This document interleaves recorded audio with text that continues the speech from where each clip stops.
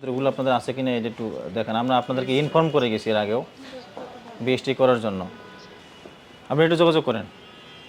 BST থেকে mobile কোডে আছি আমরা। আপনাদের এখানে বিএসটির কাগজপত্র নেওয়ার জন্য আমরা নোটিশ করছি এর আগে, কিন্তু আপনাদের অদ্যাবধি 1 বছর হয়ে গেল, নোটিশ হয়ে গেল, কিন্তু আপনারা কোনো লাইসেন্স নেননি। হ্যাঁ, 1 বছর আপনাদের যমুনা ফিউচার পার্কে ওখানে সবাইকে বলে আসছি আমি, কিন্তু লাইসেন্স নেওয়ার কোনো অগ্রগতি আপনারা করেন নাই। সামনে আগাতে হবে তো কোনো কোনো সামনে আগানোর কোনো প্রসেস আসেননি আপনারা। আপনাদের আপনার অ্যাডমিনের সাথে আমার অনেকবার কথা হয়েছে, তারা আসবে আসবে করে আসে না। আপনি কথা বলেন, ঠিক আছে। প্রতিষ্ঠানের নাম হচ্ছে হুর কালচার লিমিটেড।